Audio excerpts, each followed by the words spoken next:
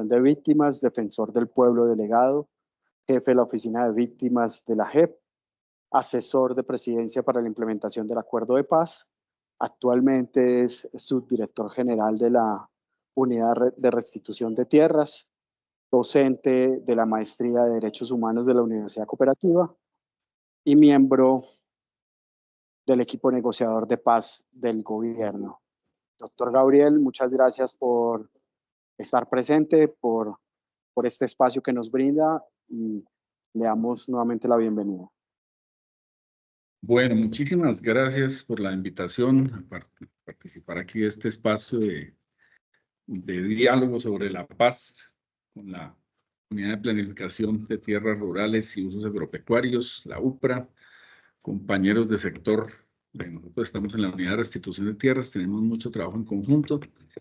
Y bueno, entramos en materia de una vez. Claro que sí, doctor Gabriel, adelante. Perfecto.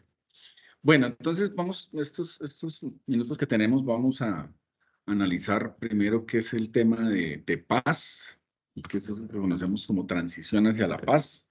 Vamos a hablar de lo que es justicia transicional. Vamos también a tocar el tema del Acuerdo de Paz de La Habana del año 2016.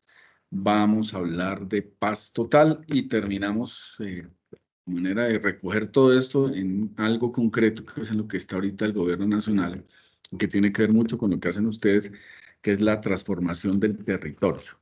Entonces vamos a tocar esos temas para dejar planteada aquí la discusión. Tengo un pequeño problema de tiempo, entonces va a tocar recortar media hora que teníamos. Vamos de 2 a 3, nomás porque tengo una reunión que no pude, me salió última hora y no pude cancelarlo. Entonces, arranquemos. Bien, entonces estamos en Colombia actualmente en un proceso que se ha llamado la paz total, como ustedes han oído, y que parte de un supuesto, y es que nosotros no teníamos, como antes se hablaba solamente de conflicto armado, ahora hablamos de conflictos armados y de formas de violencias en el territorio. El Comité Internacional de la Cruz Roja ha identificado por lo menos 7 conflictos armados diferentes en el país. Entonces tenemos ahí al ELN, tenemos a las disidencias de las FARC, tenemos a la Segunda Marquetalia, tenemos las bandas que operan en Medellín, tenemos las bandas que operan en Buenaventura, tenemos el Clan del Golfo, entre otros conflictos. Entonces, en este sentido, cuando se habla de paz total, lo que se intenta, y sumado a esto, pues el cumplimiento del Acuerdo de Paz de La Habana. Entonces, cuando se habla de paz total, de lo que se habla es de que para poder lograr que no nos pase lo que nos pasó ya con la negociación de los años 90, que hicimos la paz con el M-19, el Quintín-Lame, el MRT, el EPL, la Corriente de Renovación Socialista, pero que quedaron ahí otros grupos. Luego hicimos la paz con los grupos llamados Autodefensas Unidas de Colombia, y también seguimos con efectos de violencia sobre el territorio. Pues para que no quedamos en esas paces parciales, en esos procesos pedaceados, si me permiten la palabra, lo que ha propuesto el presidente Gustavo Petro precisamente es una política de paz total, y es abrir diálogos con todas las organizaciones armadas que en este momento operan en los territorios, con las cuales en algunos casos se va a poder hacer negociaciones de paz, quiere decir organizaciones que tienen el estatus político. Por ejemplo, el ELN. El ELN es una guerrilla que nace en el año 64, que opera en varias regiones del país y que tiene obviamente un estatus político que en el marco de la negociación se ha reconocido. Y tenemos otras agrupaciones armadas que no tienen estatus político, entonces ahí no va a haber una negociación de paz como tal, sino que va a haber una negociación para someterse a la justicia con algunos beneficios. Es el caso, por ejemplo, de las bandas de Buenaventura o las bandas de Medellín. Entonces, en ese contexto se deriva la paz total. Lo segundo que dice la paz total, o el segundo gran objetivo, es que durante todos estos años hemos acumulado tanto instituciones como leyes, como políticas públicas para la paz de los diversos procesos que tenemos. Nosotros tenemos algunas herramientas que trajo la Constitución de 1991, haciendo la salvedad que la Constitución del 91, además de ser la norma de normas, es un tratado de paz. O sea, la Constitución fue el resultado de las negociaciones de los años 90 con las guerrillas que mencionamos ahora. Por eso la Constitución trajo una serie de elementos que son de tránsito hacia la paz. Menciono algunos, por ejemplo, para poder hacer la paz, la Constitución nos habló de que había que reconocer y dar derechos a las comunidades étnicas. Esto que hoy nos suena totalmente normal, antes de la Constitución del 91 no lo era. Para ponerle solamente dos ejemplos. En el año 1979, la Sala Constitucional de la Corte Suprema de Justicia dijo por un voto, miren esto, año 1979, por un voto decidió que los indígenas podían ser seres inteligentes. Y un poquitos años más atrás, en el año 1976, también les puedo colocar un ejemplo judicial bastante notorio, y es un caso que se dio en lo que hoy son los Llanos Orientales, donde unos colonos invitaron a almorzar a unos jóvenes Wigwa, muchos de ellos niños y niñas de la comunidad Wigwa, se sentaron y cuando estaban consumiendo los alimentos que los colonos les habían invitado, salieron con garrotes y machetes y los asesinaron, a cerca de 19, si no estoy mal. De esto hace una crónica Daniel Samper Pisano, que la pueden encontrar si googlean el tema. Pues bien, que traigo este ejemplo a colación, ¿por qué? Porque la defensa judicial, cuando llamaron a los colonos a responder por esto, se sentó en la base de que en esa región la caza de indígenas era una práctica constitucional, o sea, una práctica común. Entonces, con estos dos ejemplos simplemente para demostrarles el por qué la Constitución del 91 trae ahora un principio que se llama la plurietnia y la multiculturalidad, y es el reconocimiento de que las comunidades indígenas y posteriormente con la Ley 70, las comunidades afrodescendientes tienen otra visión del mundo, tienen otra visión económica, tienen otra visión cultural, tienen otra visión religiosa, y que eso la Constitución lo ha llamado una plurietnia y multiculturalidad, y que en el fondo es un poco la discusión también que se dio en Bolivia y en Ecuador de la plurinacionalidad, es que tenemos dentro de nuestra nación colombiana diversas, podemos decirlo así, subnaciones que tienen otras miradas diferentes de lo que es su acercamiento con la realidad incluso y con el mundo mismo, en materia económica, social, cultural, política. Eso hace parte, por eso, de la construcción que se hizo para hacer la paz, es el reconocimiento de las comunidades étnicas que tuvieron inclusive una guerrilla indígena que fue el Quintín Lame. Otro elemento fundamental que tiene la Constitución del 91 para hacer la paz fue los componentes en materia ecológica. Y ahí ustedes tienen mucho que ver porque ustedes cuando hacen planificación del territorio desde lo agropecuario o desde lo forestal, pues se van a encontrar que en Colombia tenemos, por ejemplo, las definiciones de parques naturales, tenemos las definiciones de ley segunda, que es antigua a la Constitución Nacional, pero ya la Constitución vino a ordenar, y por eso fue llamada la primera Constitución verde del mundo, porque fue consciente que teníamos que hacer también la paz con la naturaleza. Y hay una serie de disposiciones constitucionales que avanzan en ese sentido. Bien, y de fondo,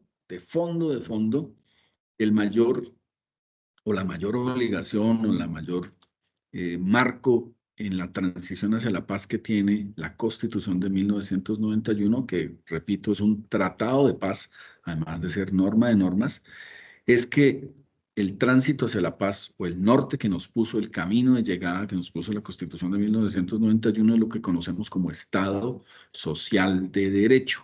El Estado Social de Derecho es un modelo de Estado que se centra especialmente en la protección de los derechos fundamentales de las personas más vulnerables.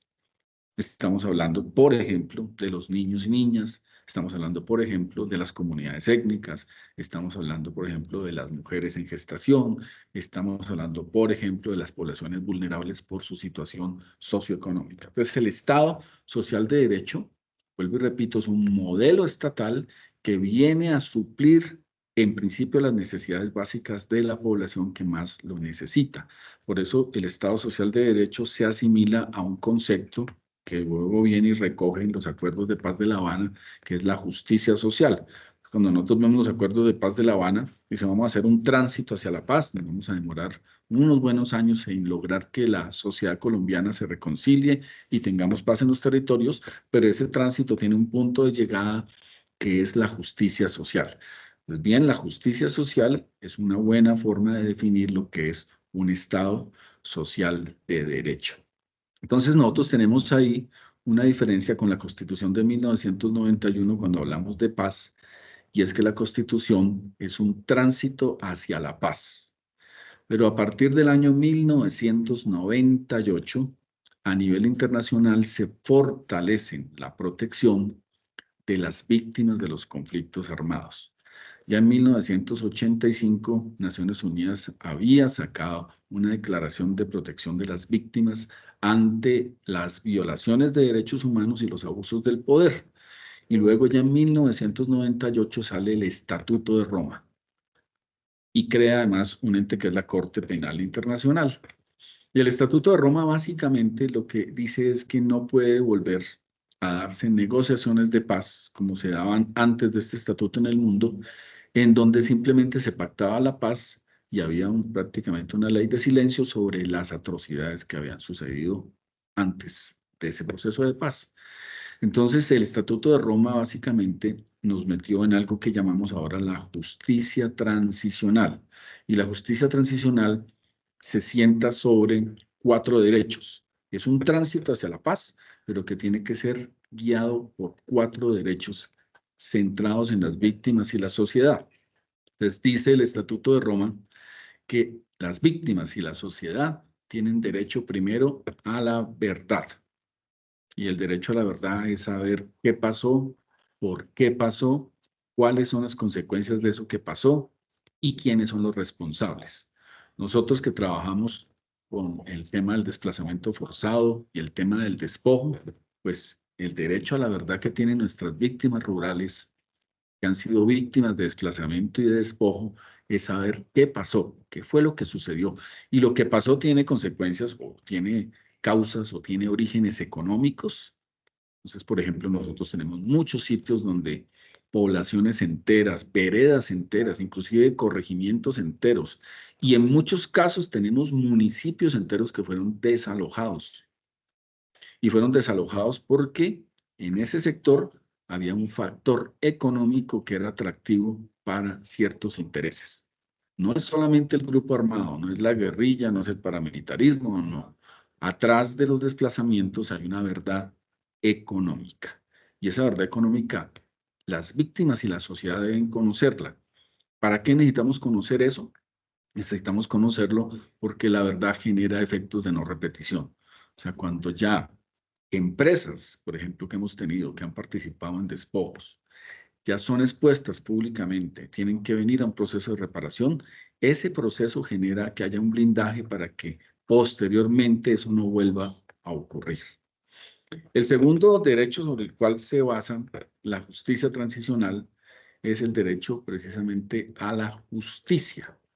Entonces, la justicia es un derecho que es el derecho que tienen las víctimas y la sociedad, repito, eso es muy importante, a que haya una investigación de los crímenes de guerra y de lesa humanidad. El desplazamiento forzado de nuestros campesinos es un crimen de guerra y es un crimen de lesa humanidad, tiene la doble característica. Entonces, es el derecho que tienen estos campesinos a que se sepa, a que haya, perdón, una investigación, haya un juicio de esos crímenes de guerra y de lesa humanidad y haya una sanción ejemplar. A partir de eso, nosotros hemos tenido 2 tribunales que han ejercido justicia transicional. El primero de ellos, fruto de la Ley 975 del 2005, o la Ley de Justicia y Paz, que nació de las negociaciones con los grupos paramilitares o llamados Autodefensas Unidas de Colombia. Estos tribunales de justicia y paz fueron importantísimos. A través de sus sentencias tenemos hoy una verdad judicial que se diferencia de la verdad histórica, en que esta emana de un juez de la República y tiene efectos sobre todas las instituciones públicas y sobre la sociedad. O sea, es una verdad que tiene un peso de ley. Por eso es tan importante la verdad judicial. Bien, estas sentencias de justicia y paz y los tribunales de justicia y paz, además hicieron un trabajo armónico con la justicia ordinaria, en este caso con la Corte Suprema de Justicia, que investiga altos funcionarios, entre ellos los parlamentarios. Y recordarán que ahí se dio un fenómeno fruto de este proceso de justicia y de verdad judicial que se llamó la parapolítica. Y en la parapolítica, ¿qué encontramos? A través, vuelvo y repito, de ese accionar conjunto entre la Justicia Transicional de Justicia y Paz, la Corte Suprema de Justicia y la Fiscalía. Pues ahí aparecieron, por ejemplo, las relaciones que tuvieron decenas, si no estoy mal, se judicializaron como 70 parlamentarios que tenían que ver con crímenes de guerra y de lesa humanidad, entre ellos el desplazamiento forzado. Y por esa vía supimos también que participaron gobernadores, alcaldes que participaron. Luego en otras investigaciones salieron otros funcionarios, inclusive, y lastimosamente hay que decirlo, del Ministerio de Agricultura, del INCODER. Tuvimos varios exdirectores del INCODER presos precisamente por prestarse para el despojo. Entonces, esas investigaciones que hizo Justicia y Paz sacaron lo que llamamos la parapolítica, y miren ustedes que es el involucramiento de funcionarios públicos, inclusive congresistas, en estos fenómenos. Y esa verdad judicial que la conoció todo el país, porque esto salió por todos los noticieros, programas, periódicos, esa verdad judicial genera un blindaje para que eso no vuelva a pasar, porque hubo castigos, hubo congresistas presos, eso nunca había sucedido en el país, es bastante importante. Bien, el tercer derecho que trae y configura lo que conocemos como justicia transicional es el derecho a la reparación de las víctimas. Y ese derecho a la reparación de las víctimas, nosotros creamos una ley, o creamos 4 leyes realmente. Creamos la ley 1448-2011, o ley de víctimas y de restitución de tierras, que en el año 2021, en enero de 2021, fue ampliada por 10 años más, o sea que vamos hasta el 2031 con esa ley. Esa ley es la que le da origen a la Unidad de Restitución de Tierras, por ejemplo, a la Unidad de Víctimas y al Centro Nacional de Memoria Histórica. Pero esa ley es muy interesante porque es una ley de justicia transicional centrada en la reparación de las víctimas. Ahí apareció, por ejemplo, la reparación colectiva, por la cual hay más de 900 sujetos de reparación colectiva, la inmensa mayoría de esos en los territorios rurales y muchos de ellos colectivos étnicos. Apareció la reparación individual con mecanismos es una primera parte que se llama atender el estado de vulnerabilidad. Las víctimas, especialmente víctimas de desplazamiento forzado, son personas que son arrancadas, como ustedes lo saben, de sus contextos rurales por la violencia y son expulsadas a vivir de la noche a la mañana sin contactos económicos, ni sociales, ni familiares. Llegaban estas familias a ciudades como Bogotá, Medellín, Cali, Villavicencio, Popayán. A lo largo y ancho del territorio de las ciudades empezaron a llenarse de población desplazada. Al día de hoy ya estamos llegando a los 8 millones de personas desplazadas. Eso es una cantidad enorme. Y estas personas obviamente quedaban en un estado de vulnerabilidad. ¿Qué quiere decir esto? Que sus necesidades básicas, empezando por la alimentación, el vestido, el techo, una atención médica mínima, no eran atendidas por el Estado ni por nadie. Entonces, esa ley de víctimas tuvo una primera etapa que se llama la etapa de atención a la vulnerabilidad, precisamente con lo que conocemos las políticas de ayuda humanitaria inmediata, de emergencia y de transición. Hoy tenemos ya toda una política pública con alcaldías, gobernaciones y el gobierno nacional a través de la Unidad para las Víctimas para atender esas tragedias y que la gente, fruto de esto, no pierda absolutamente todos sus derechos básicos, y por eso existe esa primera etapa de ayuda humanitaria. La segunda etapa es una etapa muy interesante en la cual la UPRA debería tener mucho que ver, o tiene mucho que ver, perdón, y es lo que llamamos la estabilización socioeconómica. Entonces, la segunda etapa lo que nos dice es que las víctimas tienen que recuperar la forma de autosostenerse para no vivir de ayuda humanitaria toda la vida. Y esas se traducen en 2 tipos de medidas. La primera y la más importante es la generación de empleo, y empleo formal. Entonces, la ley de víctimas y el decreto 4800 de 2011 ordenaron al Estado colombiano crear una política formal de empleo para las víctimas rural y urbano. Y la segunda es la de los proyectos productivos. Los proyectos productivos han tenido muchísimas dificultades y por eso un poco la recomendación que uno haría es deberían centrarse más en generar empleo formal para las víctimas.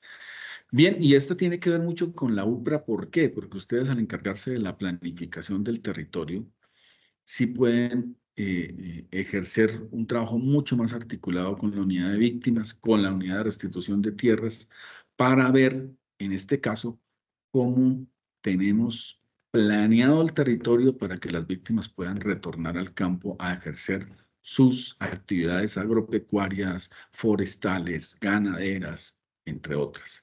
Entonces, la información de la UPRA puesta al servicio de la paz tiene un papel fundamental en cómo nos ayudan a planificar que esas medidas precisamente de estabilización socioeconómica, la generación de empleo rural y la generación de proyectos productivos que funcionen en lo rural, pues estén soportadas en una información amplia y suficiente como la que ustedes manejan. ¿Y por qué lo digo y lo recalco? Porque a lo largo y ancho del país hemos visto cómo proyectos productivos que se hacen con las víctimas se malogran, por ejemplo, porque no se planificaron esos proyectos y terminaron sembrando algo que en el territorio ni el clima, ni la tierra, ni las condiciones ambientales daban para ello. Entonces, ahí podemos potenciar a la UPRA como un generador de paz territorial en la medida en que ayuda a soportar precisamente la planificación del trabajo formal en los territorios en donde estamos retornando a las víctimas y a la vez en los proyectos productivos que hagan las diferentes entidades que trabajan proyectos productivos con víctimas, empezando por la unidad de víctimas, alcaldías, gobernaciones, DPS, etcétera.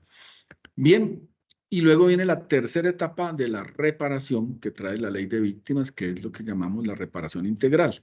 Y es donde confluyen toda una serie de elementos, pero que tienen una característica, y es que estas etapas son progresivas y complementarias. ¿Qué quiere decir esto? Quiere decir que mientras yo no supere el estado de vulnerabilidad y no entre en un proceso de autosostenibilidad, yo no debería en principio recibir unas ayudas de reparación, como por ejemplo la vivienda. Para efecto de la política de víctimas, la vivienda, además de ser un servicio social que tendrían que tener todos los ciudadanos, es una política de reparación. Lo que dice la ley de víctimas es que se priorizan programas especiales de vivienda para víctimas. En la priorización está la reparación. Pero si yo no he salido del estado de vulnerabilidad y no he logrado mi autosostenibilidad, una vivienda me causa un trauma porque no tengo con qué sostener la vivienda y una vivienda genera gastos. Una restitución de tierra sin el complemento del proyecto productivo, sin el complemento de todas las otras medidas de reparación, también causa gastos. Yo recibo una escritura pública y recibo un lote pelado donde ya no hay vías, donde ya no hay todo el conjunto de servicios, pues me causan es una situación en la cual yo tengo antes que gastar plata para sostenerlo. Y el drama de las víctimas es que si no han superado el estado de vulnerabilidad no tienen con qué comer, menos con qué sostener una casa y menos con qué sostener una finca. Entonces, ahí se conjuga lo que son las medidas de reparación. La última medida de reparación que se da es una medida de reparación simbólica, a pesar de contar con un dinero para ello, que es la reparación administrativa, que se da a todas las víctimas, se debería dar a todas las víctimas que están en el sistema de registro que tiene la unidad de víctimas, y es un dinero que no es mucho, un desplazamiento forzado realmente, cuando uno coge una familia desplazada y le da los 20 y pico de millones que son esas unas familias desplazadas que son inmensas, finalmente lo que recibe cada uno es muy poco, pero es una medida de reparación administrativa que no tiene nada que ver con la reparación judicial que las víctimas pueden acudir cuando en algún momento sienten que la violación de sus derechos humanos fue por culpa de un agente del Estado. Entonces, esta reparación administrativa, vuelvo y repito, tiene un carácter más simbólico, no es una reparación integral en el sentido de lo que son unas demandas judiciales, pero esta reparación administrativa se debería dar cuando la gente ya ha cumplido todos los ciclos de la reparación. Inclusive porque cuando se da esto, se da una carta donde le dicen a la gente, usted ya ha sido reparada integralmente. Lastimosamente, la práctica que se tuvo durante muchísimos años es que a la gente se le da la reparación administrativa y muchas veces no se tienen en cuenta los demás factores de reparación. Y eso causa que esta gente se gaste la plata en 6, 8 meses, un año, les alcanzará, y vuelven y retornan a pedir ayuda humanitaria, comenzando el ciclo que ya les he contado. Bien, y el último derecho que soporta lo que conocemos como justicia transicional es el derecho a la no repetición. Y el derecho a la no repetición tiene básicamente dos componentes interesantes. El primero, y el más conocido, es que para que no hayan repeticiones de las masacres, de la violencia sexual, de los desplazamientos, pues yo tengo que poner unas medidas de seguridad, tengo que hacer unos planes de seguridad, tengo que hacer como Defensoría del Pueblo, por ejemplo, tienen que hacer las alertas tempranas, tiene que haber un plan de seguridad en los municipios, en los departamentos, tiene que haber un programa de protección a líderes. Entonces, todo el tema de seguridad implica no repetición. Pero hay otras medidas de no repetición que se llaman estructurales y es como manejo yo ciertas reformas del Estado para impedir que ciertos fenómenos vuelvan y se repitan. Entonces yo tengo que hacer una reforma a ciertas formas, a ciertas instituciones, a ciertas políticas, a ciertas leyes, inclusive para evitar que se repitan los fenómenos. Una medida de no repetición clara que se está debatiendo en el Congreso, por ejemplo, es la protección a la protesta social. En la protesta social se han presentado muchas violaciones de derechos humanos, lo vimos en el último estallido, jóvenes muertos, jóvenes que perdieron ojos, desaparecidos. Pues para evitar que eso vuelva a suceder, se van a hacer unos cambios institucionales para proteger la reforma social. Otra, por ejemplo, que se hizo recientemente es toda la reforma a la fuerza pública para evitar precisamente que surjan fenómenos de paramilitarismo. Entonces, esas reformas, tanto las estructurales como las medidas de prevención, protección y no repetición, pues hacen parte de lo que conocemos como la cuarta pata de la justicia transicional, que es la no repetición. Entonces, sobre esa vía ya nos encontramos con el tema del Acuerdo de Paz de La Habana. Y el Acuerdo de Paz de La Habana, recordemos que se hizo con una guerrilla como las FARC, que es una guerrilla campesina. Las otras guerrillas no tienen origen campesino, las FARC sí. Por ponerles un ejemplo, el M-19 no era una guerrilla rural. El M-19 fue hecho por jóvenes universitarios y además fue hecho inclusive en un componente muy grande por jóvenes que eran hijos de militares o tenían vínculos con la fuerza pública. Y se hizo además para defender la democracia liberal ante la acusación del robo de las elecciones presidenciales en el año 1970, donde quedó presidente Misael Pastrana y quien le estaba compitiendo era el general Rojas Pinilla. Pues miren cómo el M-19 es una guerrilla de gente que estudiaba en la Javeriana, Navarro estudiaba en Oxford, etcétera. El ELN es una guerrilla también de origen universitario, la empiezan unos universitarios en el norte de Santander, luego se unen al ELN sectores del sindicalismo, especialmente vinculados a los hidrocarburos, y el componente más especial del ELN es una facción de la Iglesia Católica, que viene con toda la teología de la liberación y que hace una ruptura con los postulados de la Iglesia Católica y un poco el lenguaje de Lele lo que dijo en su momento fue que la figura de Jesucristo obrero se, se empodera para generar un discurso que mezcla lo religioso con la lucha revolucionaria, pero no tiene origen rural. La guerrilla de las FARC tiene un origen rural y por eso es tan importante el punto 1 de los acuerdos. El primer punto, y el que tiene que ver con nosotros, Unidad de Restitución de Tierra Supra, Ministerio de Agricultura, el primer punto es la reforma rural integral. Y la reforma rural integral, que es lo que nos compete en la construcción de paz a nosotros como sector agropecuario, pues es una reforma que viene esperando el país básicamente desde principios del siglo XX y que ha sido obstaculizada, que ha sido torpedeada, que en todos esos poderes que se enclaustraron sobre la tierra, pues no es el problema de ahorita que no nos dejan hacer la reforma agraria, es un problema histórico. Pero el problema de la reforma agraria básicamente, y lo que dicen las cifras, es que el 1% de la población tiene el 60% de las tierras productivas.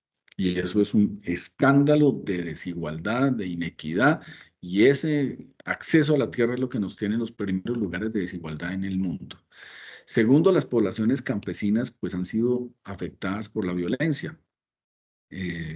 Nosotros tuvimos la última guerra bipartidista en los años 50, fue tan cruel, eh, las masacres y el terror que se sembró en el campo colombiano fue de tal magnitud que lo llamaron la violencia a secas. Entonces, la violencia fue la última pelea entre el Partido Liberal y Conservador, pero se centró en atacar a la población rural y en desplazar a las poblaciones rurales para crear distritos electorales del Partido Conservador. Fruto de esa violencia, las guerrillas liberales mutan y se convierten luego de la traición del Partido Liberal en el Frente Nacional en lo que conocemos hoy como, o conocimos porque ya se acabaron, las FARC. Hoy tenemos disidencias de las FARC, pero las FARC como tal se acabaron con el proceso de paz del año 2016. Entonces, este acuerdo de paz del año 2016 está centrado en la tierra. Y la reforma rural integral lo primero que quiere terminar es la inequidad en el acceso a la tierra. Por eso hoy estamos con una orden del presidente Gustavo Petro, que además está estipulada en el Plan Nacional de Desarrollo, de por todos los medios y de todas las formas combatir esa desigualdad en el acceso a la tierra, esa inequidad. Y entonces tenemos todo el sistema agrario en función de eso.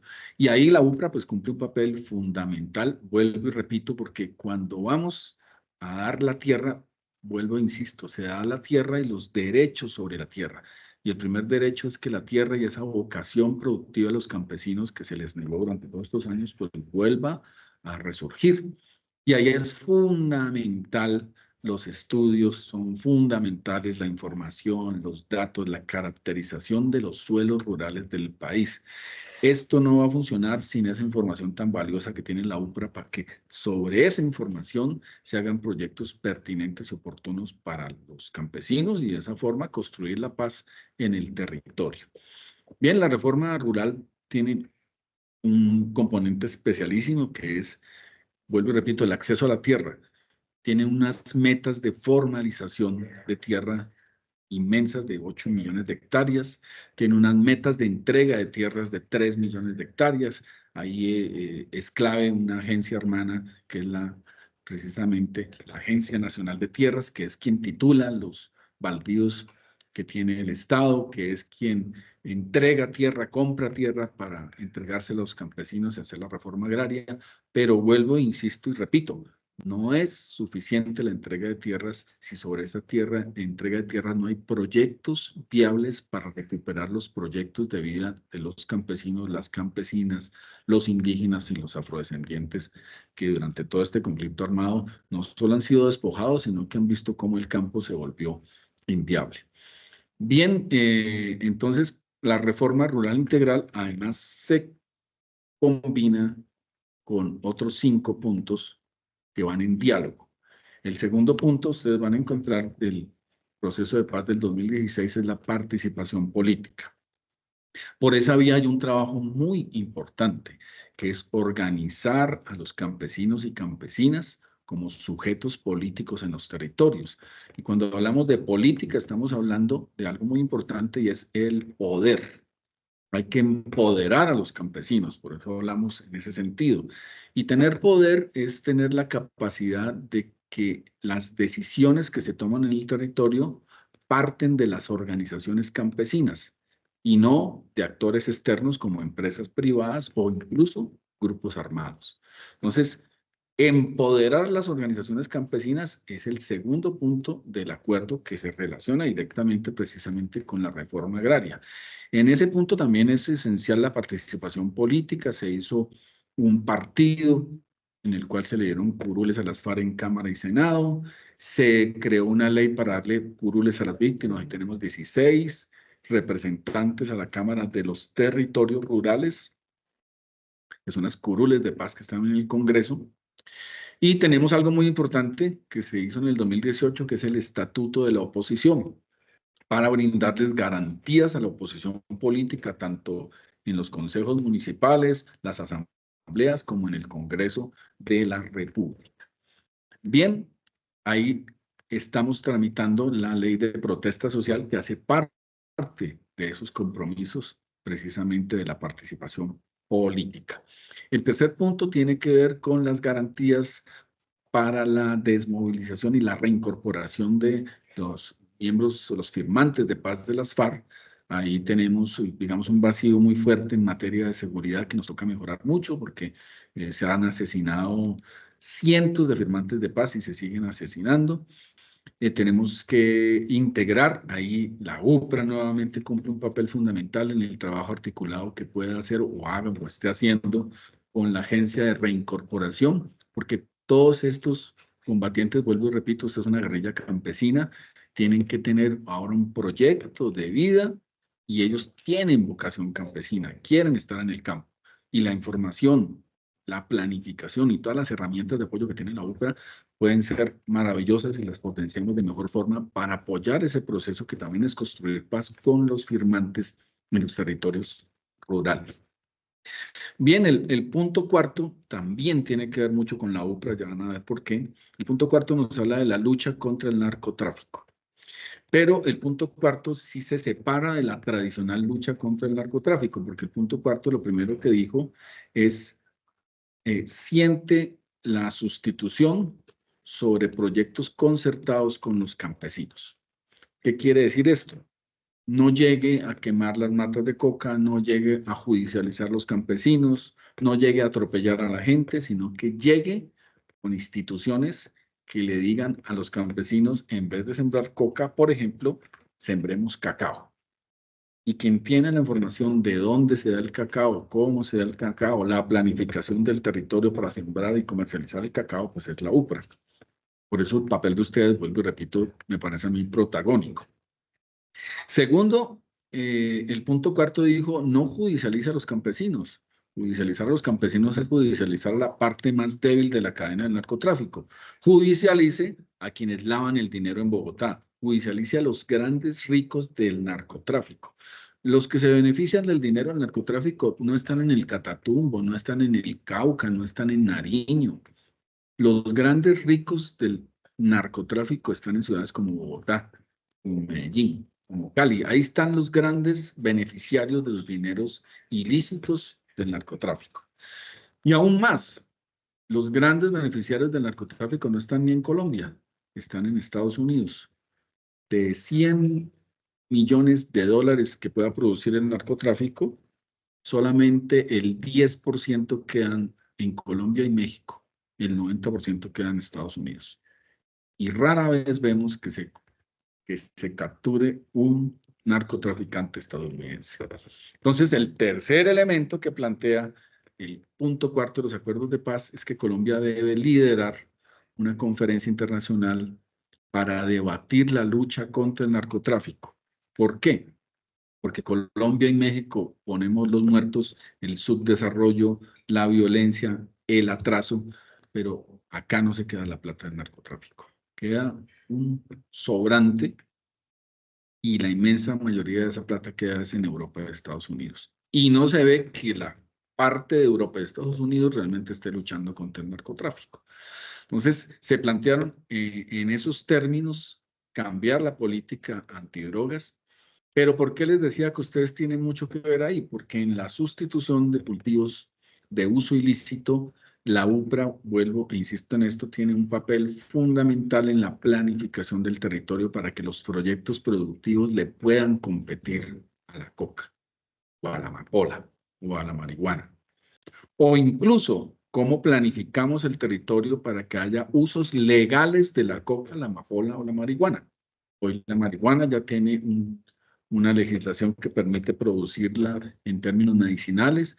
La amapola se podría hacer lo mismo porque de la amapola se sacan la mayoría de opiáceos que se usan sobre todo para controlar el dolor. Nosotros importamos drogas para el dolor, no tenemos sembrado Colombia de la fuente principal de donde se producen, vuelvo y repito, los medicamentos contra el dolor. Y la coca tiene cualquier cantidad de usos legales, ya los indígenas NASA nos lo han enseñado. Por eso la planificación del territorio es para cambiar las actividades lícitas por las lícitas, no los cultivos. Eso del cultivo ilícito ya hace rato que no se usa, se hace cultivos de uso ilícito. Bien, el punto quinto también tiene que ver con la UPRA en el sentido que el punto quinto habla de las víctimas. Y nuestras víctimas son esencialmente y mayoritariamente campesinas y son desplazados. Por eso, hacer las políticas de verdad, justicia, reparación y no repetición es esencial para que haya paz en el territorio. Nosotros tenemos una consecuencia del conflicto rural en las ciudades y son todos los barrios periféricos donde se han asentado las poblaciones que han tenido que huir por la violencia, sea esta violencia física o violencia económica. Fruto de que el campo se volvió inviable económica por la violencia, por el conflicto armado, por la falta de vías, por la falta de presencia estatal, nos llenamos las ciudades de barrios periféricos en donde se violan los derechos humanos de inmensas franjas de la población y eso además causa un sentido de inseguridad ciudadana porque de todos estos, sobre todo jóvenes sin oportunidades en estos barrios es donde la delincuencia común saca el producto humano para integrar sus bandas criminales. Bien, y el sexto y último punto de los acuerdos tiene que ver con el tema de implementación de los acuerdos y ahí hay pues todas unas plataformas de verificación de dichos acuerdos. Aparte de esto, se firmó un sexto punto que se llamó, un séptimo punto que se llamó el acuerdo étnico, que está integrado en el sexto, y el acuerdo étnico es cómo se hace con enfoque diferencial las políticas de cumplimiento del acuerdo de paz para población indígena y afrodescendiente. Entonces, con esto simplemente termino diciendo que cuando hablamos de paz total, la primera obligación de la paz total es cumplir el acuerdo de paz del año 2016.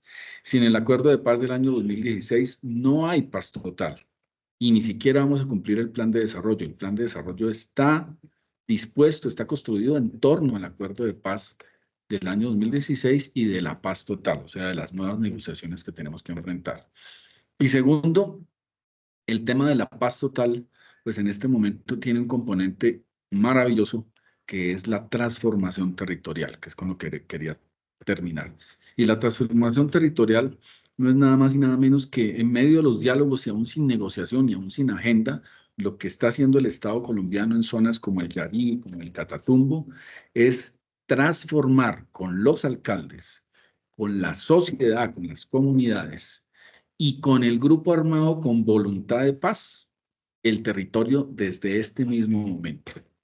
Y ahí vuelve y juega el papel de la UPRA, porque si en estos territorios de paz que se están construyendo, en estas transformaciones territoriales de paz, en donde queremos avanzar copando el territorio, o sea, que dejen llegar a las agencias de restitución de tierras, que dejen llegar a la Agencia Nacional de Tierras, que dejen llegar a la UPRA, que dejen llegar a la fuerza pública, y ahora que hay jurisdicción agraria, que dejen llegar a los jueces para que haya justicia en el campo, pues vamos a empezar a crear unos núcleos donde ese desarrollo y presencia del Estado va a empezar a desplazar a la violencia de los actores armados. Entonces, la apuesta de transformación territorial para la paz es una de las apuestas más grandes que tiene el Estado colombiano en este momento para que la paz total sea viable y donde el sector agricultura, el sector de nosotros tiene un papel protagónico y dentro de ese sector la planificación del territorio es esencial porque lo que estamos planificando son las bases de la paz. Con eso termino para algún comentario final de ustedes en estos 10 minuticos que nos quedan.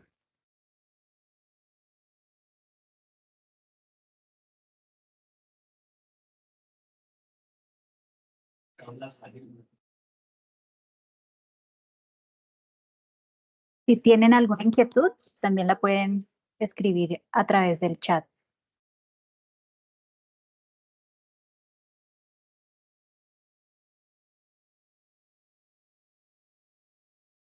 Bueno, aquí estoy viendo el chat, no hay.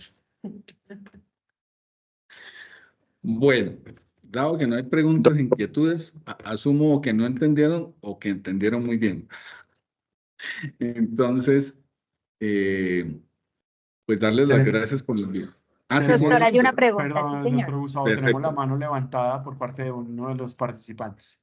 José Miguel Galíndez. Sí, señor. Doctor Gabriel, pues bueno, primero agradecerle, digamos, este recuento que nos hace en torno al acuerdo de paz. Creo que para nosotros es muy importante, tanto como sector y comunidad, poder ir alineados en la implementación y el trabajo arduo que se hace en ello.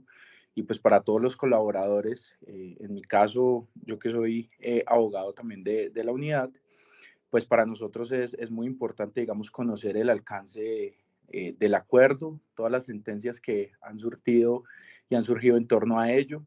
Un ejemplo, por ejemplo, la sentencia, la SU 288, creo que es fundamental y la participación de nosotros en ella es muy importante. Y quería simplemente recalcar, pues primero agradecerle y recalcar un punto muy importante, digamos, dentro de la cadena que tiene el campesino respecto al acceso a la tierra.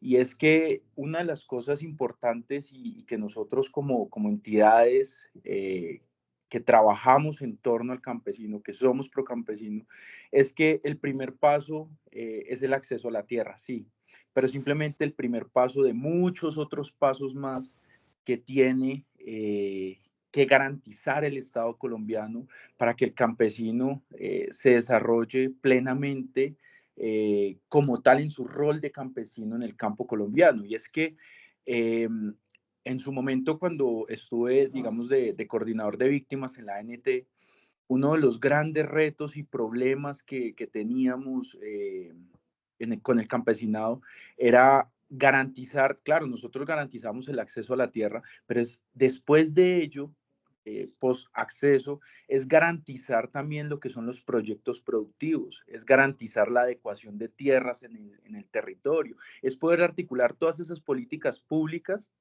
que no solamente le entreguen al campesino la tierra, sino que le garanticen al campesino que se vaya a poder implementar ese proyecto productivo y que tenga las herramientas tanto tecnológicas como de diferentes índoles de acceso para que pueda desarrollar su actividad a plenitud. Y es que para nadie es un secreto que la primera fuerza productiva económica en Colombia es el campo. Entonces, agradecerle por ello y hacer énfasis, digamos, en ese punto que usted tocó, de esa conexión que debe haber entre lo que es el acceso y ese proyecto productivo, y en especial víctimas y no víctimas. Así es, José Miguel. ¿Alguien más, perdón?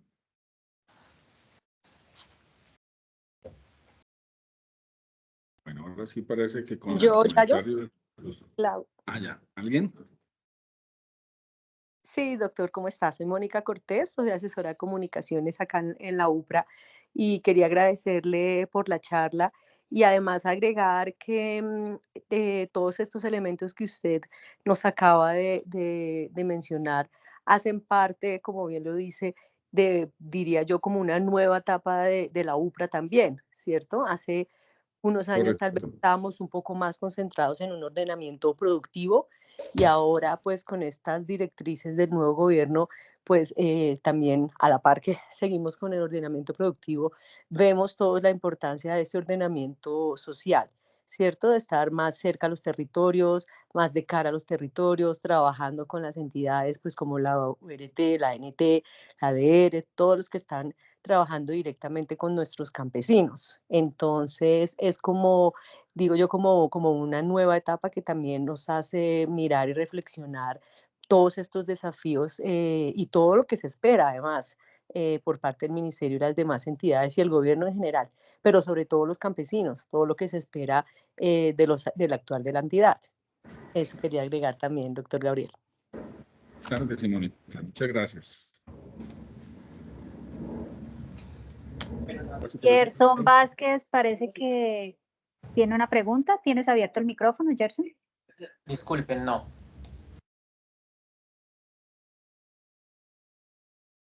Perfecto, doctor Gabriel. No, nuevamente darle las gracias por su colaboración, por su participación y el apoyo que nos ha brindado en estos temas tan importantes que hacen parte de nuestro plan institucional de capacitación. No, doctor Juan Carlos López, muchísimas gracias por la invitación. Ustedes saben que no solo somos entidades hermanas, sino vecinas, entonces lo que necesiten, con muchísimo gusto, restitución de tierras. Les mando un abrazo fraternal y muy contento de haber compartido esto con ustedes, este espacio. Muchas gracias. Gracias. Mil gracias. Y a todos los participantes, mil gracias también por la compañía y estar atentos. Muchas gracias. Muchas gracias. Gracias. Gracias. Muchas gracias, muy amables. Muchas gracias por la presentación. Que tengan buena tarde. Gracias. Gracias. Muchas gracias. Gracias.